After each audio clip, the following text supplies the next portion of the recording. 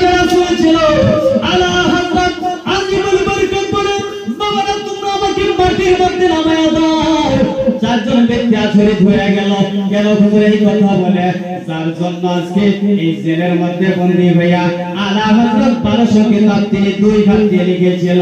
ওই আলা হযরত আজকে জমিনের মধ্যে কেন নামাই দিতে বলে? কারণটা কি হুজুর? কারণটা তো বুঝতে পারলাম না। আলা হযরত বলতেছেন বাবারা আমাকে নামায় দাও, তোমাদেরকে অনুরোধ জানাচ্ছি। যে সময় আলা হযরতকে পালকি থেকে নামায় দেওয়া হলো, আলা হযরত বলে বাবারা তোমরা আমার কাছে একটা কথা শর্ত বলো, এই চারজনের ভিতরে কে আছে আমারে পায়ে ধরে বলেন আল্লাহু আকবার।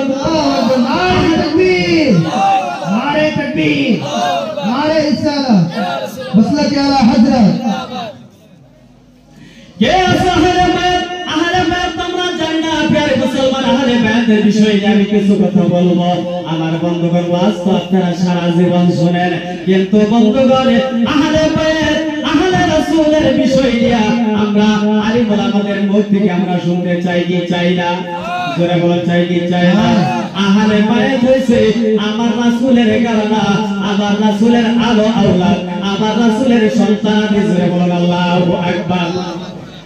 জগতের মানুষ আলা হযরত বাবারা আমাকে জমিনের মধ্যে নামায় দাও, তোমাদের মাধ্যমে কি এমন ব্যক্তি রয়েছে যার শরীর থেকে আমি মদিনাওয়ালা রাহমাতুল লিল আলামিনের শরীর মুবারকের সুগন্ধ পেয়েছি। জোরে বলেন আল্লাহু আকবার। জগতের মানুষ একজন ব্যক্তি ছিল মূর্খ, তিনি লেখাপড়া করেন নাই। হঠাৎ করে বললেন আমি যদি আলা হযরতকে বলি আমি রাসূলের সন্তান, আমি রাসূলের ঘরানা, তাহলে না জানি কি হয়ে যায়। আলা হযরত বারবার যে সময় বলা শুরু করলো কে আছো আমার রাসূলের সন্তান, কে আছো তুমি জলদি করে বলো। ওইজন ব্যক্তি বলে হুজুর আমি হয়েছি রাসূলের আওলাদ। জোরে বলেন সুবহানাল্লাহ। জগতের মানুষ আজকে আব্দুল খালিকের বাড়িতে খলিফা আব্দুল খালিকের বাসস্থানে যে জলসার আয়োজন করা হয়েছে, মিনারে পীরের পীর ছিল আহলে বাইত। জোরে বলেন আল্লাহু আকবার। জগতের মানুষ আপনারা জানেন না, আপনারা দেখেন নাই, আমি মাওলানা বদর হোসেন মিথ্যা বলি নাই। জগতের মানুষ আমি নিজেই প্রমাণ রয়েছে। জগতের মানুষ ভালো করে জানবেন, আমি সেই প্রমাণটাও আপনাদেরকে আমি দিয়ে যাব। এইখান থেকে প্রমাণ না দিয়ে আমি এই জলসা থেকে আমি যাইতে পারবো না। জগতের মানুষ আলা হযরত আজিমুল বরকত মুজাদ্দিদে দ্বীন মিল্লাত ফাজলি বেরলভী আলাইহি রাহমাহ তিনি বললেন তোমরা কে আছো? এই জন হলো নবীর ঘরানা, এই জন হলো নবীর সন্তান। আলা হযরত কি করলো? আলা হযরত অসুস্থ শরীর নিয়া ওই নবীর সন্তানকে ওই পালকির মধ্যে বসায়া আলা হযরতের নিজের কাঁধের মধ্যে পালকি নিয়ে গেলেন। জোরে বলুন আল্লাহু আকবার। জগতের মানুষ নবীর কেমন আশিকদার ছিল আলা হযরত। আলা হযরত ওইজন ব্যক্তিকে বলা হয় যে আলা হযরত বলেছিল শত শত লক্ষ লক্ষ আলিম দানকে বলেছিল বাবা আমি আলা হযরত যেদিন দুনিয়া থেকে পর্দা হয়ে যাব, আমি আলা হযরত যেদিন দুনিয়া থেকে পর্দা হয়ে যাব, সকল মানুষের কবরটা তোমরা নাভি পর্যন্ত গর্ত করো। কিন্তু আমি আলা হযরত তোমাদের কাছে দরখাস্ত জানায়া যাই, আমি আলা হযরতের কবরটা তোমরা নাভি পর্যন্ত খুলো না। জোরে বলুন সুবহানাল্লাহ। নারে তাকবীর, নারে রিসালাত, মাসলাকে আলা হযরত মাওলানা বদর হোসেন নুরি সাহেব কি। জগতের মানুষ এই যে কবর যে খোদা হয়, এই কবরটা সকলের নাভি পর্যন্ত খোদা হয় না, নাকল পর্যন্ত খোদা হয়, নাভি পর্যন্ত, ঠিক কি না? প্রিয় মুসলমান আলী বল আমাকে বলল যে হুজুর সকলের কবর নাভি পর্যন্ত খোদা হয়, তাহলে আপনার কবর আমরা কেমন করে খুঁজব? আলা হযরত বললেন যে হে আলিমগণ, এই প্রত্যেকজন মানুষ যে সময় মৃত্যুবরণ করবে তার কবরের ভিতরে আল্লাহ রাসূল হাজির হবেন, তাশরীফ দিবেন। জোরে বলুন আল্লাহু আকবার। প্রিয় মুসলমান আলা হযরত বললেন বাবা আমি যেই দিন ইন্তেকাল হয়ে যাব, যেই দিন আমি দুনিয়া থেকে পর্দা হয়ে যাব, আমার কবরটা নাভি পর্যন্ত খুঁজো না। আমি আলা হযরত বলে গেলাম আমি ইন্তেকাল হয়ে যাওয়ার পরে আমি আলা হযরতের কবরটা আমার মাথা পর্যন্ত করে নিয়েছে। বলুন আল্লাহু আকবার। মাথা পর্যন্ত। আলিমগণ বলছে কেন হুজুর আপনার কবর আমার নাভি পর্যন্ত কেন আমরা ঘুরব?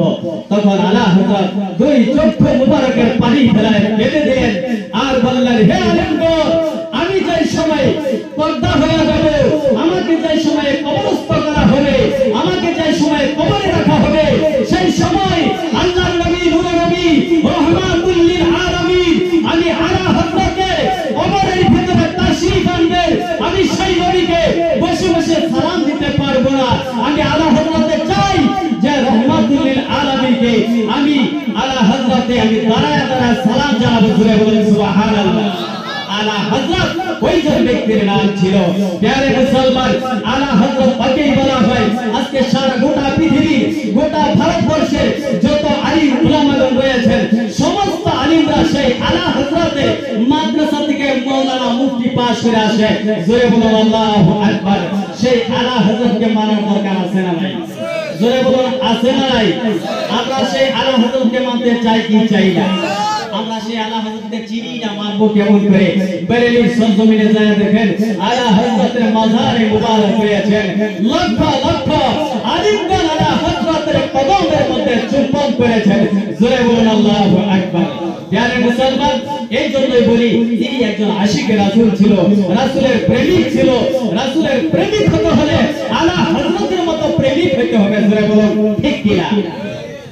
প্যারে মুসলমান, আজকে আঞ্জুমানে গাউসে আজম সেই সম্পর্কে আমি দুই চার কথা বলি, আমার বক্তব্য আমি সমাপ্ত করব।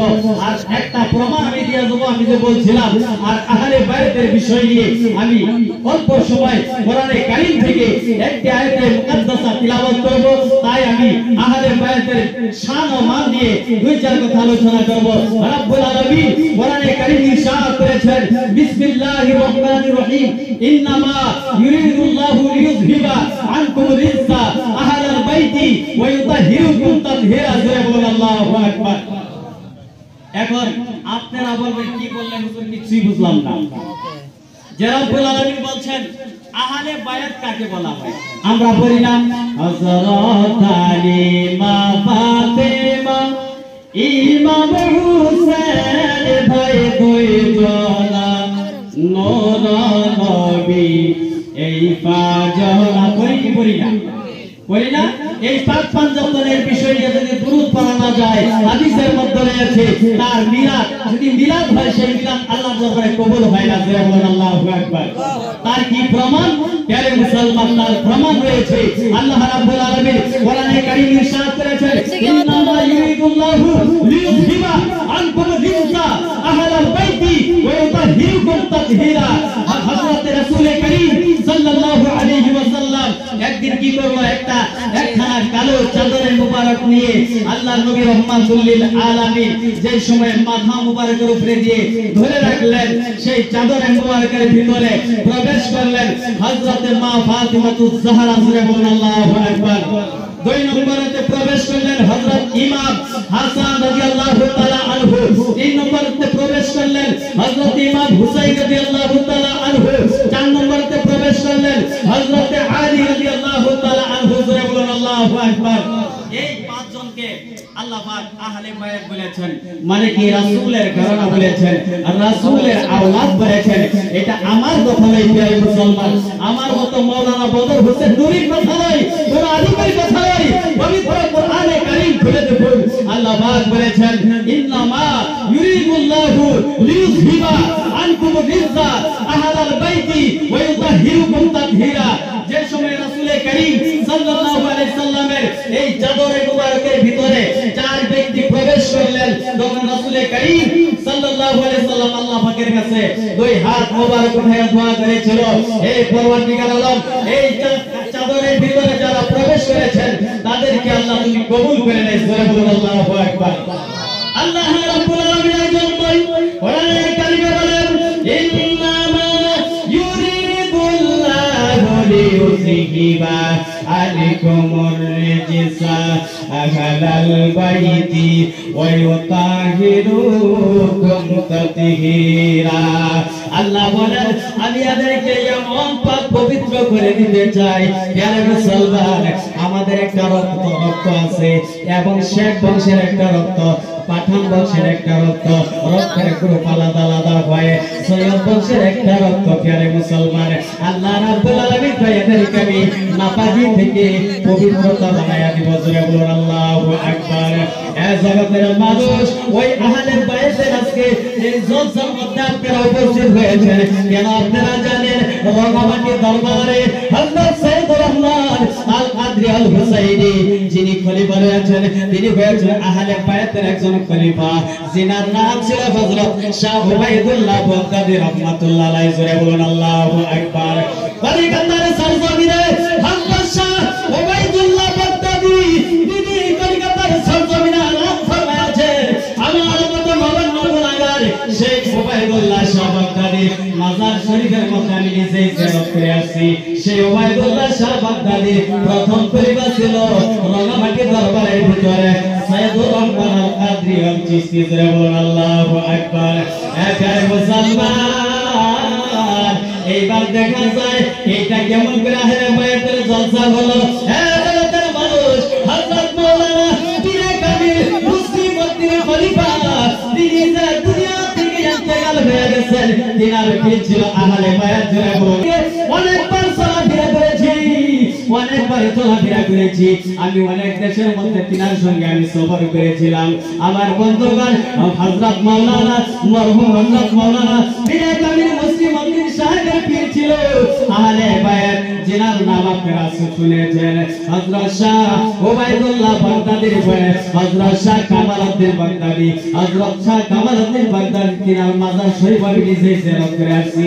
তারপরে ছিলেন হযরত জামালউদ্দিন বাগদাদী তিনার মাজার শরীফ আমি জিয়ারত করে এসেছি মুসলমান হযরত শাহ কামালউদ্দিন বাগদাদীর একমাত্র সন্তান হযরত সৈয়দ জহিরউদ্দিন আহমদ বাগদাদী মুসলমান জহিরউদ্দিন আহমদ বাগদাদী ইজাজত প্রাপ্ত খলিফা শাহ জোরে বলুন আল্লাহু আকবার ওই নসল দিয়া হয়েছে আহলে বাইতের জলসার আয়োজন করা হয়েছে জোরে বলুন আল্লাহু আকবার একারে মুসলমান আমি একটা কথা নিয়ে আপনাদেরকে জানাইতে চাই আহলে বাইত কে আল্লাহ রাব্বুল আলামিন কোরআনে কারীমে ইরশাদ করেছেন আল্লাহ আসআলুকুম আলাইহি আজরান ইল্লা আল মাওয়াদ্দাতা ফিল কুরবা আমার আল্লাহ জানায়া দেয় আল্লাহর নবীকে বলে হে নবী আল্লাহর নবী বলেন আমি তাইফের ময়দানে একবার নয় দুইবার নয় তিনবার করে আমি মার খাইতে খাইতে আমার পিঠের পিঠ মোবারকের মধ্যে তারা কালো কালো দাগ বানায় ফেলেছিল আমি ওই বারের কথা কই না আমি ওইগুলার কোনো বদলা চাই না আমি যে নবী রহমাতুল লিল আলামিন দরিদ্র তিন দিন ওয়াহারা থেকেছি আমি ওইগুলার বদলা আল্লাহ চাই না আল্লাহ তাআলা কি এই আমি আপনি কি চান আল্লাহ নবী কয় আল্লাহ আমি চাই আহলে বাইতের একজন মানুষের মহব্বত করে জোরে বলুন সুবহানাল্লাহ এই জগতের মানুষ আজকে আঞ্জুমানে গাউসে আজম আরেকটা নকল আপনাদের সম্মুখে আমি পেশ করব আমার বক্তব্য সমাপ্ত করে দেব এই জগতের মানুষ হযরত গাউসে আজম আব্দুল কাদের জিলানী বাবা বাগদাদী রহমাতুল্লাহ আলাইহি এত বড় আল্লাহর ওলি ছিল হযরত আব্দুল কাদের জিলানী বাগদাদী রহমাতুল্লাহ আলাইহি যেই দিন দুনিয়া থেকে তিনি পর্দা হয়ে গেলেন প্রিয় মুসলমান কবরের মধ্যে মুনকির নেকির ফেরেশতা চলে আসলো মুনকির নেকির ফেরেশতা প্রশ্ন মান রব্বুকা तुम्हारा रब कौन है वमा दीनुका তোমার দিন কি ওয়ালা তাকুন ফি হাযা রাজুল এই ব্যক্তির বিষয় তুমি কি জানো প্রিয় মুসলমান হযরত মুনকির নেকির ফেরেশতা যে সময় প্রশ্ন করে মান রব্বুকা অর্থাৎ তোমার আল্লাহ কি হযরত গাউসে আজমকে জিজ্ঞাসা করে তোমার আল্লাহ কি তিনি বলছেন তিনি কোনো কথা বলে না আবার বলছে মা দিনুকা তোমার ধর্ম কি তিনি কিছুই বলে না আবার বলছে মা তাকুলু ফি হাক্কি হাযা রাজুল এই ব্যক্তির বিষয়ে তুমি কি কও হযরত গাউসে আজম কথা বলে না প্রিয় মুসলমান মুনকির নেকির ফেরেশতায় যে সময় নাকি গুজর উঠাইলো গুজর উঠায় যে সময় গাউসে আজমকে মারবেন হযরত গাউসে আজম কি করেছিল গুজরকে মুনকির নেকির ফেরেশতার হাত থেকে হাত মেরে ধরে বলছেন জোরে বলুন আল্লাহু আকবার আল্লাহু আকবার ফেরেশতা কি করেছিল সেই গাউসে আজমের হাত মোবারক থেকে এই গুজরু টানাটানি করার পরেও গাউসে আজমের হাত থেকে গুজরু নিতে পারে না প্রিয় মুসলমান। তখন সেই মুনকির নেকির ফেরেশতা আল্লাহ পাকের কাছে চলে গিয়েছেন, রব্বুল আলামিন আপনার কুদরত বুঝতে পারি না, হে রব্বুল আলামিন আপনার এমন একজন বান্দা এই কবরের মধ্যে শুয়ে রয়েছেন আল্লাহ। আমি প্রশ্ন করলাম মান রব্বুকা, কোনো উত্তর দিল না। ওয়া মা দিনুকা, আমি কোনো উত্তর দিল না। ওয়া মা তাকুলু ফিহা, কে হাজার কোনো উত্তর দিল না। আল্লাহ যখন আমরা এই গুজরু উঠায় যে সময় তাকে আমরা মারতে চাইলাম, আমাদের হাত থেকে গুজরুটা থাপ মেরে নিয়ে ফেললো। জোরে বলুন আল্লাহু আকবার, জোরে বলুন আল্লাহু আকবার। नारे तकबीर, नारे तकबीर, नारे रिसालत, मसलक आला हजरत मौलाना बदर हुसैन नुरी साहब की আজকে পবিত্র জলসা মুবারক কি এ প্যারে মুসলমান, আমি মুক্তা সারা দিকে যাচ্ছি। এইবার দেখা গেল হযরতে গাউসে আজমের দরবার থেকে যে সময় আল্লাহর দরবারে পৌঁছে গেল, আল্লাহকে জিজ্ঞাসা করলো রব্বুল আলামিন আপনার কুদরত বুঝতে পারি না খোদা, এই কবরের মধ্যে গেলাম এই অবস্থা হয়ে গেল। আল্লাহ বলল, এই মুনকির নেকির ফেরেশতা তোমরা যার কবরের মধ্যে যে প্রশ্ন করেছো ওকে কি তোমরা চিনো নাকি? বলে না আল্লাহ। বলে উনি হচ্ছেন আমার মেহবুব বান্দা যার নাম হলো হযরত আব্দুল কাদের। জোরে বলুন সুবহানাল্লাহ। এ প্রিয় মুসলমান, আল্লাহ পাক আল্লাহ রাব্বুল আলামিন আল্লাহর ওলিকে এতটুকু ক্ষমতা বানিয়ে দিয়েছে। আমার মতো মাওলানা বদর হোসেন নুরি মুখের বড় কথা নয়। আল্লাহ আমার বারবার কোরআনের মধ্যে এলান করে, আলা ইন্না আউলিয়া আল্লাহি লা খাউফুন আলাইহিম ওয়ালা হুম ইয়াহজানুন। আমার আল্লাহ বলতেছেন সাবধান, খবরদার, নিশ্চয় আল্লাহর ওলিদের দুনিয়ার মধ্যে কোনো ডর ভয় নাই এবং তাদের আখিরাতেও কোনো চিন্তা নাই। জোরে বলুন সুবহানাল্লাহ। সেই ওলিদের দামান ধরার দরকার আছে না নাই? জোরে বলুন আছে কি আছে না? আছে। হযরতে মুনকির নেকির ফেরেশতা আল্লাহ রাব্বুল আলামিন বলে দিল, যাও আবার যাও সেই কবরের মধ্যে যায়া যা আমার বান্দা যা বলবো তোমরা চুপচাপ চলে আসবে, কোনো উত্তর দিবে না। মুনকির নেকির ফেরেশতা সেই কবরের মধ্যে গেল।